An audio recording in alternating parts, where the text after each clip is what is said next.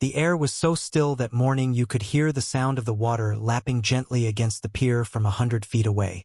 I'd been waiting months for this day, the first launch of my restored 1979 Craft. Fresh varnish glistened on the mahogany hull, chrome fittings gleamed under the sun, and the old V8 purred like it had been reborn. I had my coffee balanced in one hand and the dock rope in the other when the shriek cut through the stillness. "You can't put that here." It was less a voice and more a weapon, slicing through the piece and hitting me square between the shoulder blades. I turned to see her, Karen Whitfield, the self-proclaimed queen of the Lakewood Estates HOA, stomping down the pier with a clipboard clutched like a scepter. Her sunglasses hid her eyes, but I could see her mouth twisting into that familiar HOA sneer. "This dock is private HOA property," she announced, gesturing broadly at the water like she'd personally invented it. "Your boat is not authorized."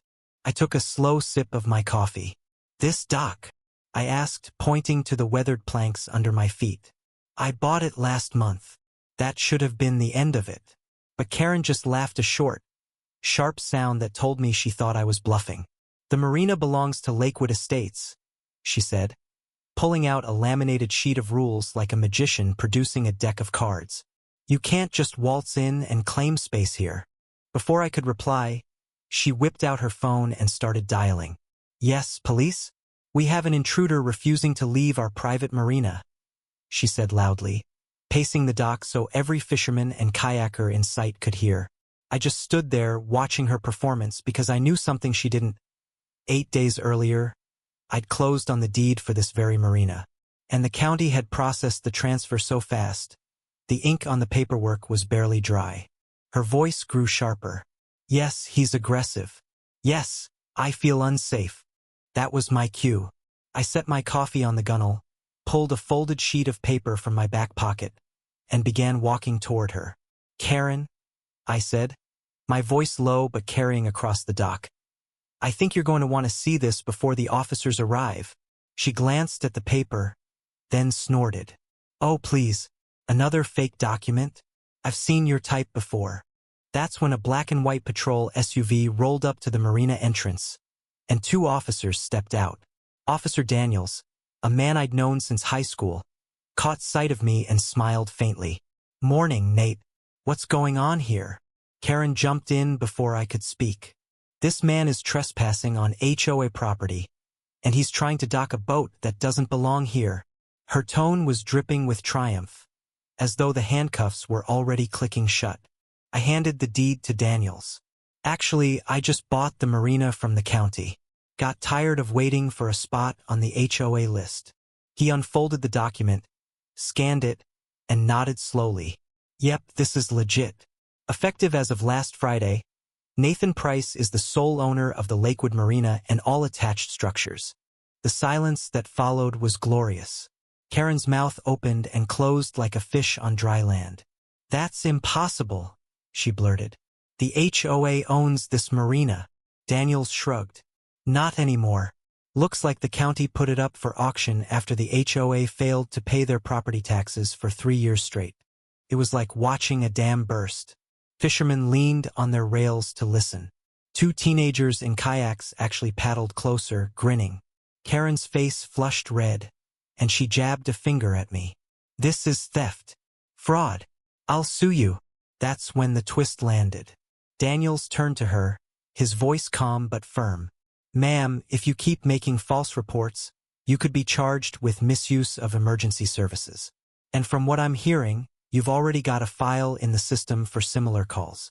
She sputtered something about protecting the community and stormed off toward the parking lot, her wedges clacking against the planks. But her retreat wasn't the end, it was the start of something bigger. The HOA had just realized they'd lost not just their marina, but their primary source of income from boat slip rentals. And every single member was about to find out who they could thank for that. That night, I got an email from a man named George Miller, one of the few reasonable voices on the HOA board. "We had an emergency meeting," he wrote. "Half the members are furious at Karen for letting the taxes lapse.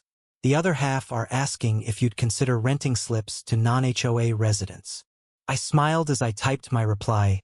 "Absolutely. But HOA fees don't cover anything here anymore. Everyone pays the same rate. By the next weekend, the marina was buzzing with life in a way I hadn't seen in years. Families barbecued on the picnic tables I'd set up. Kids fished off the dock without being chased away. And every time Karen showed her face, she had to walk past the new wooden sign I'd bolted to the pier, the one with my own handwriting carved into it. Open to all, owned by one. And that, I thought, was just the beginning. Karen didn't disappear quietly. The Monday after my first weekend as marina owner, she showed up with 2 board members in tow, striding down the pier like she was about to reclaim a throne. Her sunglasses were bigger, her clipboard thicker, and her voice just as sharp as ever. "Nathan Price," she barked.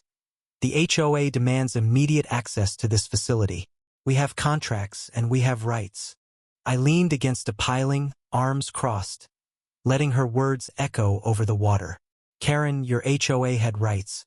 Then you lost them when you ignored 3 years of property tax bills." I pointed toward the small sign I'd posted at the entrance. "Privately owned marina, public welcome. You're not the law here anymore." She ignored it completely. "We've already spoken to an attorney. We can overturn this sale." I didn't even have to respond. George Miller, the same board member who'd emailed me, stepped forward from behind her. "Karen, stop. We saw the county records. This was your negligence, not Nathan's scheme. You promised the board you'd handle the taxes, and you lied." The color drained from her cheeks, replaced by a blotchy crimson as she turned on him. "You're supposed to be on my side," she hissed. "I'm on the side of facts," George replied, his voice steady. "And the facts are you cost this HOA its single biggest asset." Her rage snapped toward me. "You think you can humiliate me? You think you can take what's ours and turn the whole neighborhood against me?" She stepped closer, jabbing a finger toward my chest. "I built this community." I kept my voice even. "No, Karen. You built a gate around it. I just tore it down." The confrontation might have ended there if not for the sound of tires crunching on gravel. A county inspector's truck pulled up, and out stepped a tall woman in a khaki uniform. "Karen Whitfield?" she called out, clipboard in hand. Karen froze. "Yes." The inspector introduced herself as from the county's revenue office.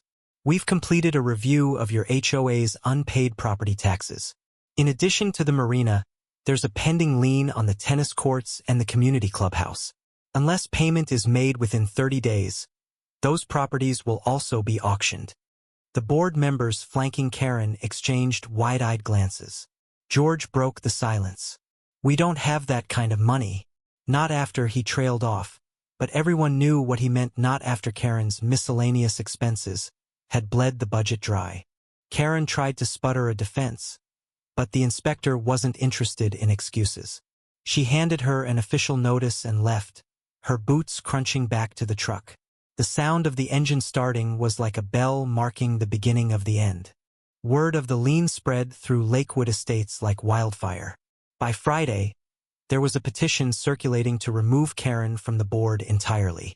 The signatures piled up fast, fueled by years of pent-up resentment and now the undeniable proof of her mismanagement. When the vote finally came, the result was a landslide 87% in favor of immediate removal. The board didn't just strip her title. They barred her from holding any committee position for life. She didn't take it gracefully. Neighbors reported seeing her screaming on her front lawn, waving a folder of papers like they were magic spells that could undo the vote. By Sunday, a moving truck was in her driveway. She didn't wave goodbye.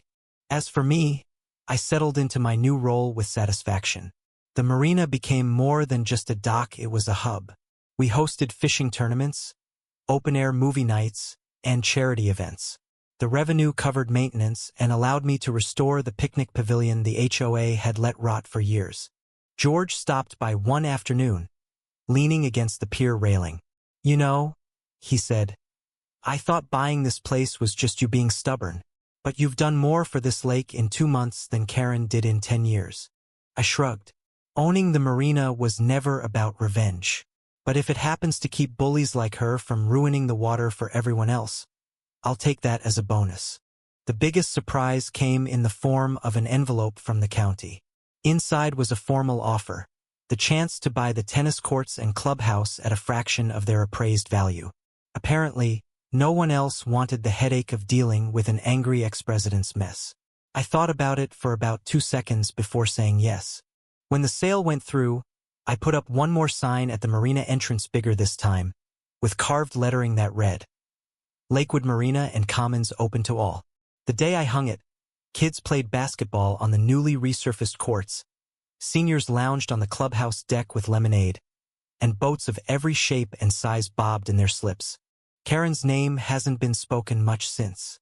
When it does come up, it's usually in the form of a cautionary tale told to new residents. Don't pull a Karen. The lake belongs to everyone now. And me? I still take my Chris Craft out every Saturday morning. The sun on my back and the water stretching wide and free. Every time I pass the spot where she first tried to tell me I didn't belong, I can't help but smile. So I'll ask you, reading this now, was I right to buy the Marina and shut down her power in 8 minutes flat? Or should I have found a way to make peace with someone who never wanted it in the first place?